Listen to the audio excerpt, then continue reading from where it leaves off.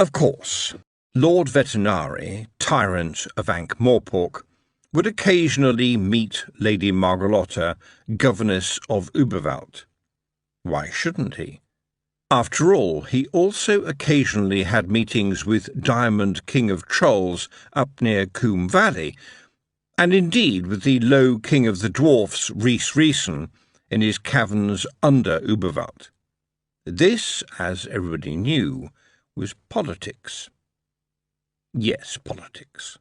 The secret glue that stopped the world falling into warfare. In the past there had been so much war, far too much. But as every schoolboy knew, or at least knew in those days when schoolboys actually read anything more demanding than a crisp packet, not so long ago, a truly terrible war, the last war of Coombe Valley, had almost happened, out of which peace, but an understanding from which, hopefully, peace might evolve. There had been the shaking of hands, important hands, shaken fervently, and so there was hope, hope as fragile as a thought. Indeed, thought Lord Vetinari, as his coach rattled along towards Überwald, in the rosy afterglow that had followed the famous Coombe Valley Accord, even goblins had finally been recognised as sapient creatures, to be metaphorically treated as brothers, although not necessarily as brothers-in-law. He reflected that, from a distance, the world might conceivably look to be at peace, a state of affairs that always ends in war, eventually. He winced as his coach hit another almost egregious bump on the road. He'd had the seats supplemented with extra mattress padding, but simply nothing could turn the journey to Überwald into anything other than a penance at every pothole, leading to fundamental discomfort. Progress had been very slow.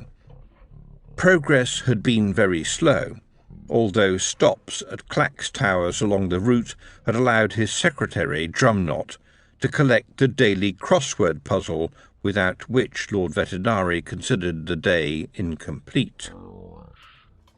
There was a bang from outside. Good grief! Must we hit every pothole in the road, Drumknot? I'm sorry, sir, but it appears that her ladyship cannot even now control the bandits around the Wilderness Pass.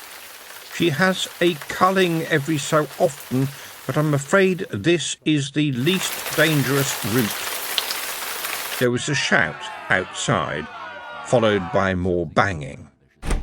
Vetinari blew out his reading lamp moments before a ferocious-looking individual pushed the point of a crossbow bolt to the glass of the carriage, which was now in darkness, and said, "Just you come out here with all your valuables, or it'll be the worse for you, okay? No tricks now, we're assassins." Lord Vetinari put down the book he had been reading, sighed, and said to Drumknot, "It appears, Drumknot, that we have been hijacked by assassins. Isn't that nice?" And now Drumknot had a little smile. "Oh, yes, how nice, sir. You always like meeting assassins. I won't get in your way, sir." Vetinari pulled his cloak around him as he stepped out of the coach and said, "There is no reason for violence, gentlemen. I will give you everything I have."